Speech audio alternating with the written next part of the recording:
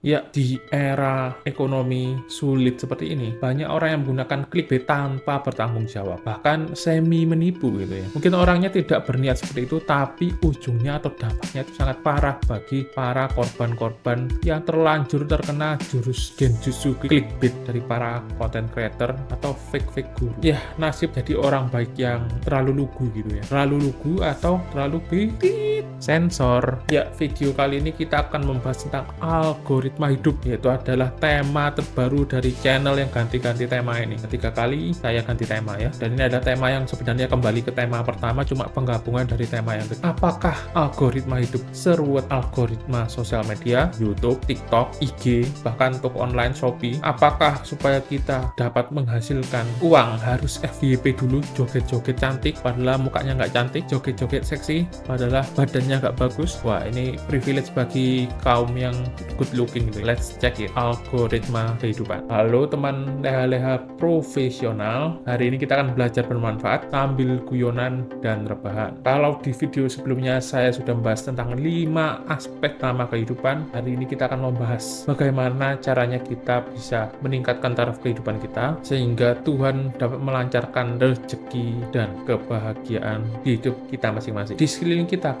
seringkali melihat di mana ada dua jenis orang. Yang pertama adalah orang yang sial nemen, yang kedua adalah orang yang beruntung nemen. Sial sekali atau beruntung sekali. Sangat jarang orang yang ada di tengah. Banyak orang yang mengatakan itu adalah skill bawaan yang tidak bisa dirubah, yaitu adalah keberuntungan, atau di game namanya luck. Orang yang hidupnya lempeng-lempeng lancar aja, lucknya itu seolah-olah nilainya 99. Max Level lahir dari keluarga kaya, punya privilege, sehingga tidak merasa bersalah saat memberi nasihat minum kopi di hotel 80.000 saat nggak punya uang dulu. Senggol sedikit konten kreator yang ya, hal ini menunjukkan sebenarnya banyak sekali bias yang mengatakan rumput tetangga terlihat lebih hijau. Ya, mungkin saja kita tidak mengetahui apa yang sebenarnya dirasakan dan dialami mereka. Seperti yang kita tahu, banyak di sosial media apa yang ditampilkan itu semuanya merupakan topeng atau dipoles dengan make up super tebal, tidak menunjukkan yang sejati. Lalu kita yang merasa sial ini akan mencoba menenangkan diri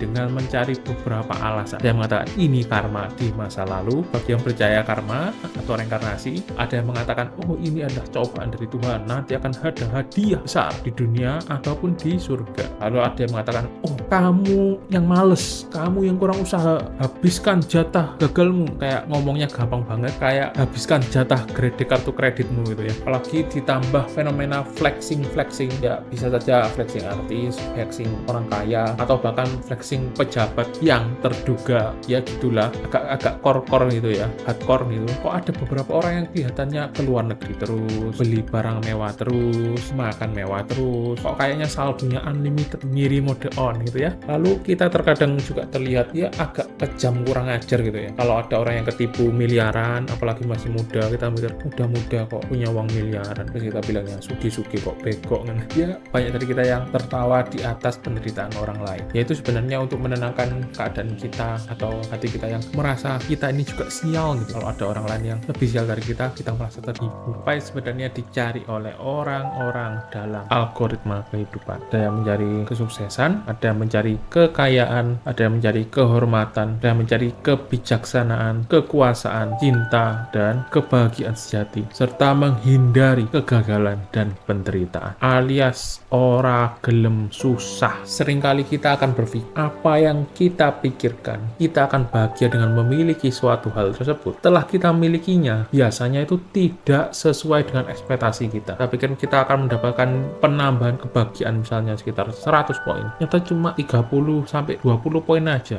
Dan kita akan merasa perjuangan kita, penderitaan kita untuk mencapai atau mendapatkan sesuatu yang kita anggap dapat memberikan kebahagiaan sejati itu tidak sepadan dengan apa yang kita dapatkan, karena ekspektasinya itu setengah ngayal, setengah mimpi, khayalan tingkat tinggi gitu. Yang kedua, makin banyak apa yang kita miliki miliki akan semakin bertambah tanggung jawab dan masalah kita. Misalnya saat punya motor, kita tidak akan pernah mengurusi masalah AC kendaraan, biaya servis yang besar gitu ya, kecuali motornya motor yang kelas tinggi gitu ya. Namun saat kita punya mobil, kita akan merasa wah kita pasti akan lebih nyaman, lebih cepat sampai ke tujuan gitu ya. Dan ternyata boros bensin, kejebak macet, servis besar, terus AC maunya ngadem aja ya, nggak kena panas gitu ya. Dan ternyata biaya servis AC juga mahal gitu ya. Seringkali kita sebagai manusia ini maunya enaknya doang, nggak enaknya itu kita abaikan, tidak kita pikirkan. Dan ternyata waktu udah punya barang nggak mau ngerawat. Sama waktu jomblo kita merasa wah kita ini orang paling menderita gitu. Setelah punya pasangan ternyata sama atau bahkan lebih menderita.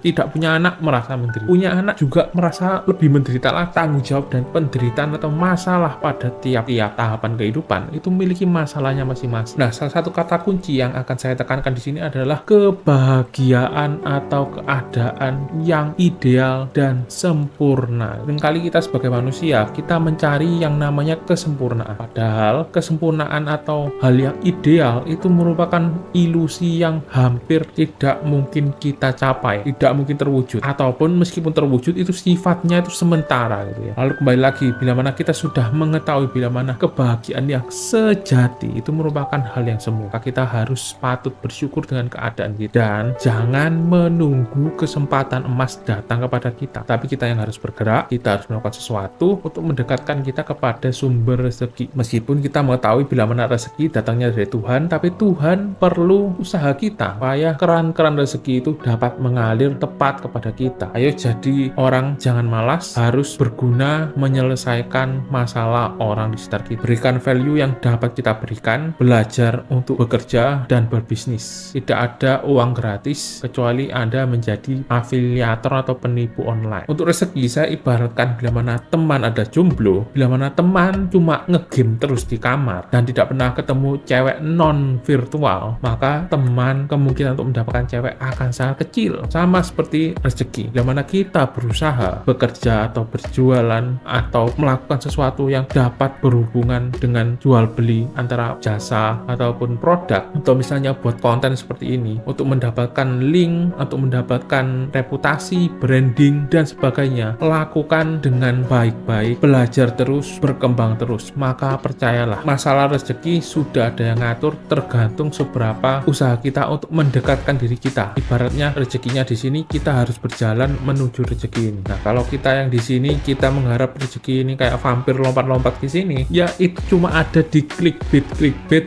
para YouTuber, konten kreator dan juga fake guru. Jangan malas, rezeki pasti akan datang sesuai dengan usaha kamu. Sekian video kali ini. Terima kasih teman sudah menyimak sampai akhir. Subscribe untuk mendapatkan konten-konten bermanfaat berikutnya. Sampai jumpa di video selanjutnya. Bye.